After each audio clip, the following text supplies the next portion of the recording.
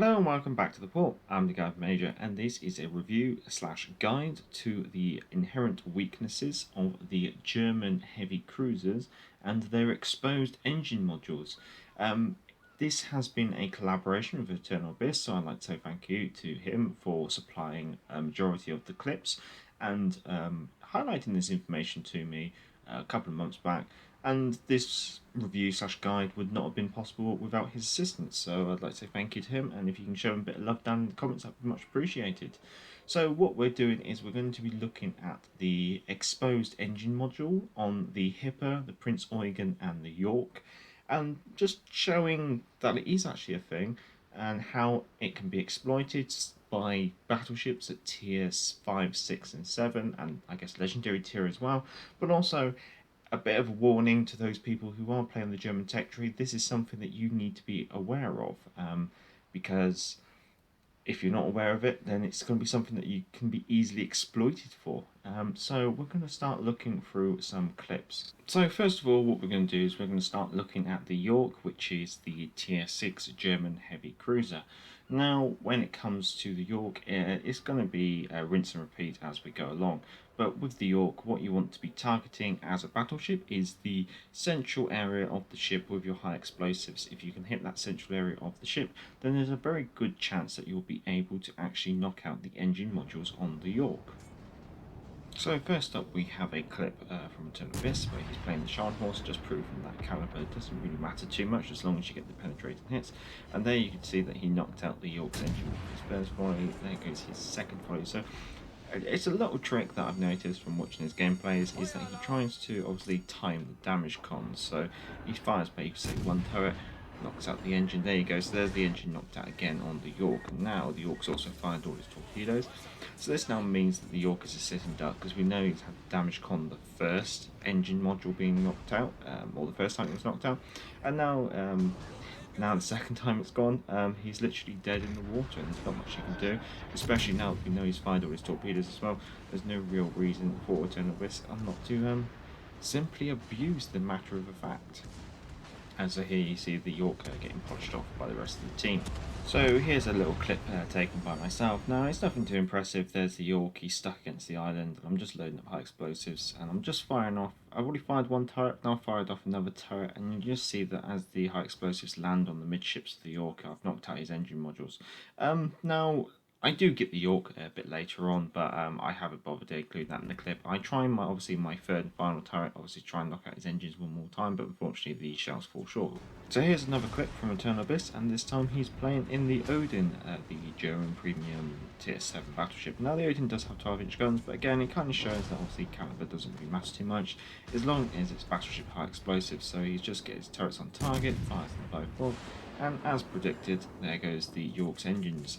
Now, if he could get another volley off, then that Yorck again would be another sitting duck. Now, it obviously needs to be highlighted that it does need to be high explosives from a battleship. And so here's a nice little clip of me in the KG5, and there's obviously another Yorck. We will be moving on to other cruisers, don't worry.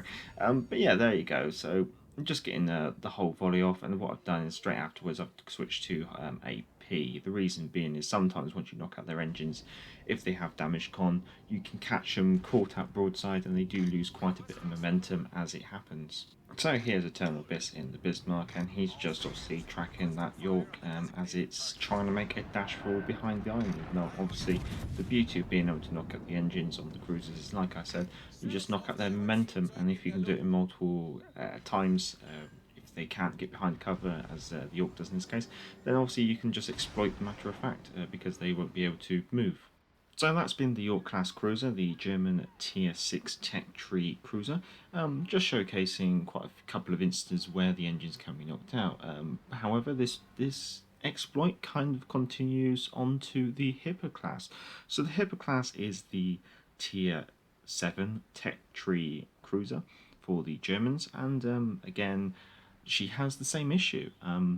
Now, it does kind of get a bit worse for the Hippo, not really because of the actual ship itself, but more because of the tier and the matchmaking. With the matchmaking for tier 7 being very heavily orientated towards battleships, it does mean that this can be exploited even more at that tier because you're coming up against more battleships which can exploit it out of you.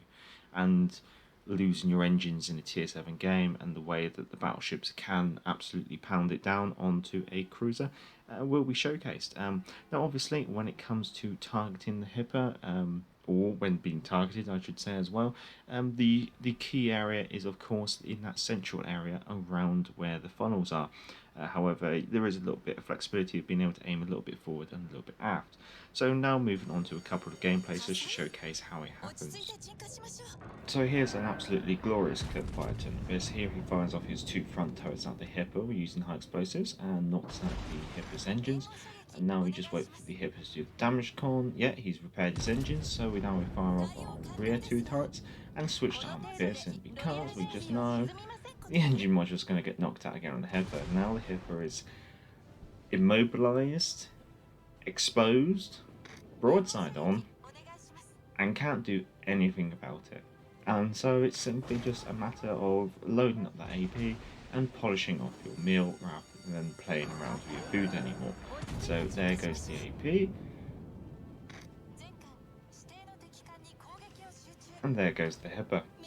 And it can be abused just like that. However, it wouldn't be worthwhile without showing what happens if the shoe's on the other foot. So here I am in the Hipper, and I've had the damage con earlier in this game because I took a torpedo hit which did knock out my engines, ironically enough. And here, that line you saw just managed to get a bit of HE in and knock my engines out, and now I can't do anything about it. So my engines are knocked out for the next 38 seconds, although I guess I can damage con in 20 seconds. And I'm obviously burning up, and I'm trying to get behind his irons, but obviously the enemy Z23 is keeping me spotted. I now got double fire, and it's simply a matter of time. So yep, this is the Major getting ganked on. However, I haven't been the only one who's been a victim of it, and this is Eternal Abyss. In comes the battleship high explosives, knocks out his engines, but he has to get that damage con because at the moment he's duking off with this mass, and more than likely that mass has got torpedoes out, but in comes the second volley from the battleship, knocks out his engine again, and that's it really. He's sat still, he's losing momentum, he's broadside on to 2 battleships, and here come the mass torpedoes, and there's absolutely nothing he can do apart from wish his team the best of luck, and that's it. He can't do anything, and it's a painful, horrible thing to happen when you're in a German cruiser.